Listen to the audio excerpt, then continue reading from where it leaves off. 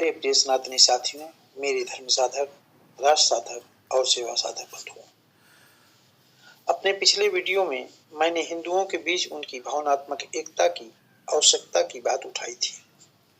मेरे कुछ साथियों द्वारा सस्नेह आग्रह किया गया कि उस वीडियो से अलग हटकर विशेष रूप से भावनात्मक एकता की आत्मा, सेवा भाव को केंद्र में रखकर भी एक वीडियो बनाऊं।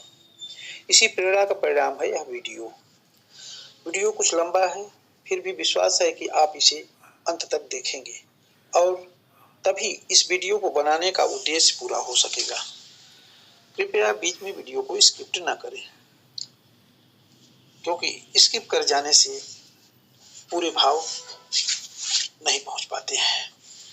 जी हाँ, आज मैं आपसे सनातन की आत्मा, सनातन की श्वास और सनातन की सबसे बड़ी पहचान सेवा पर बात कर रहा हूँ।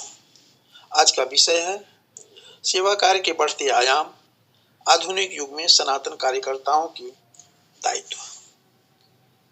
पुनः सेवा कार्य के बढ़ते आयाम, आधुनिक युग में सनातन कार्यकर्ताओं के दायित्व। और इसका मूल सूत्र है प्रचलित वाक्य सेवा परमो धर्मः, सेवा परमो धर्मः।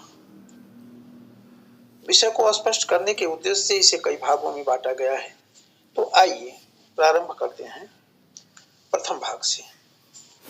सेवा सनातन की आत्मा है।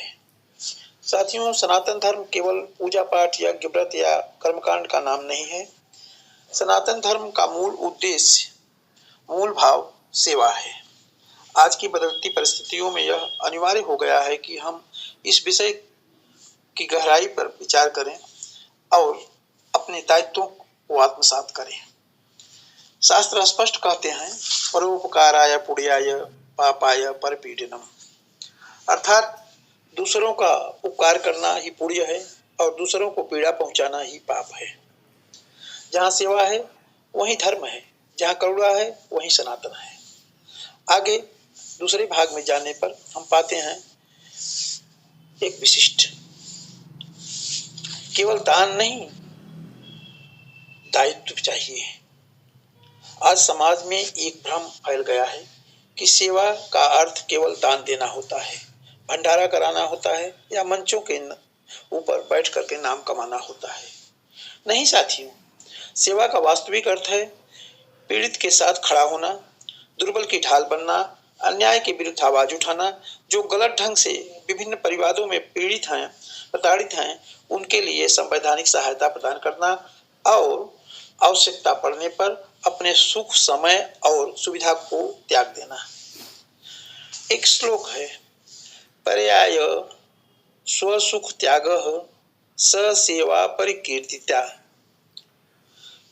परिवार और पड़ोस महत्वपूर्ण होते हैं। साथियों, सेवा का आरंभ कहीं दूर से नहीं होता। सेवा की शुरुआत अपने घर से होती है।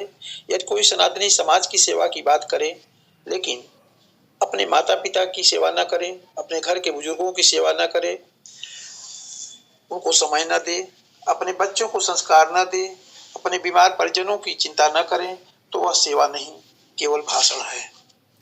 स्मरण रखें, मातृदेवो भव, पितृदेवो भव, आचार्य देवो भव। बुजुर्गों की सेवा के बारे में आगे, उनका सम्मान, उनकी बात सुनना, उनके अनुभव से सीखना, यह सबसे बड़ी संस्कारगत सेवा है।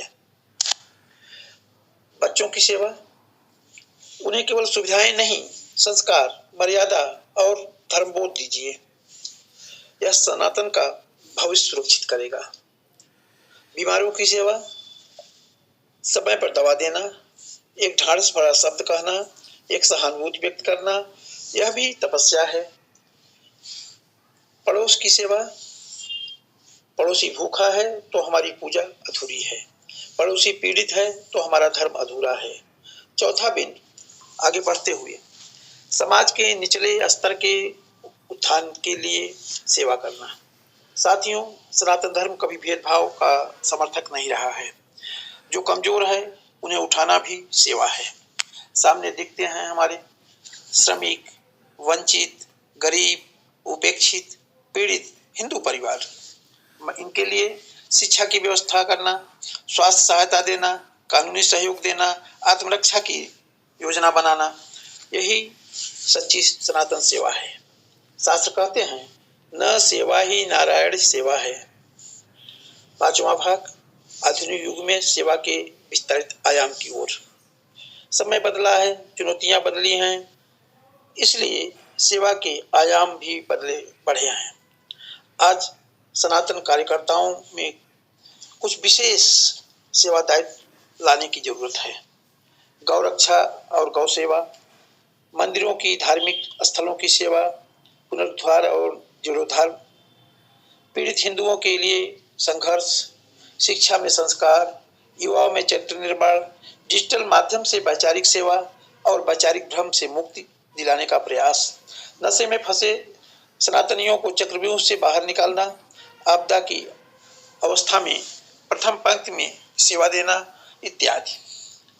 गीता का आदेश है कर्मणे वाधिकारस्ते मां फलेषु कदाचन। साथियों, इसमें एक विशिष्ट भाव है और इस भाव से निश्चित रूप से सनातन कल्याण की बहुत बड़ी योजना दिखती है। छठवें भाग पे हम जाते हैं तो पाते हैं हमारे गौरव और प्रेरणा का विषय हमारा इतिहास है। जब जब धर्म पर संकट पड़ा, ऋषियों ने सेवा की, संतों ने समाज को जोड़ा, वीरों ने बलिदान दिया और कार्यकर्ताओं ने संगठन खड़ा किया। आज यदि हम केवल पोस्ट, स्टेटस और नारों तक सीमित रह गए तो यह सनातन के साथ बहुत बड़ा अन्याय होगा। अतः सोशल मीडिया के साथ साथ विशेष रूप से धरातल पर उतरकर कार्य करना होगा। सातवां भाग अंतिम नहीं किंतु निर्णायक होगा। क्या है? आज के सनातन कार्यकर्ता के मूल दायित्व क्या है? आज का सनातन कार्यकर्ता आवश्यक है कि परिवार में संस्कार सेवक बने, पड़ोस में सहायक बने, समाज में संरक्षक बने, संगठन में अनुशासित कार्यकर्ता बने और राष्ट्र के लिए सजग प्रहरी बने। स्मरण रखें, सेवा का सबसे बड़ा शत्रु है अहंकार और आलस्य। सेवा में कोई अपेक्षा नहीं होती है। उपसंहार, विषय के समापन की ओर बढ़ते हुए कहना चाहूंगा कि सनातन की सेवा कार्य की सूची बहुत लंबी है, इसकी लिस्ट छोटी नहीं है। अतः यह मानना होगा कि सेवा ही साधना है और सेवा को साधना मानते हुए ही हमें अपना लक्ष्य निर्धारित करना है। साथियों, वास्तव में सेवा कोई अतिरिक्त कार्य नहीं, सेवा ही सनातन जीवन पद्धति है। मंदिर में किया गया पूजन तभी पूर्ण है जब घर में माता पिता मुस्कुराएं, पड़ोस में कोई भूखा न रहे और समाज में कोई असहाय न महसूस करे। आज एक आग्रह भी है साथियों, यदि यह संदेश आपके हृदय को छू सका तो इस विचार को अपनाइए, इस विचार को प्रभावी ढंग से अमल कीजिए और इस वीडियो को साझा कीजिए तथा संकल्प लीजिए कि सनातन का निस्वार्थ सेवक हूँ, मैं सनातन का निस्वार्थ सेवक हूँ, मैं सनातन का निस्वार्थ सेवक हूँ, केवल दर्शक नहीं। सेवा कार्य हमारे लक्ष्य हिंदू राष्ट्र के मार्ग का शिखर बिंदु है। सेवा कार्य हमारे लक्ष्य हिंदू राष्ट्र के मार्ग का शिखर बिंदु है। जय सनातन, जय सेवा, सेवा परमो धर्म। और अंत में एक अनुरोध, यदि आप चाहते हैं कि भविष्य में भी इसी प्रकार के मेरे विचार और वीडियो आप तक पहुंचते रहें और आप सनातन प्रवाह चैनल से जुड़े रहें तो कृपया इस चैनल को सब्सक्राइब करने से पीछे न हटें। जय हिंद, जय हिंदू राष्ट्र।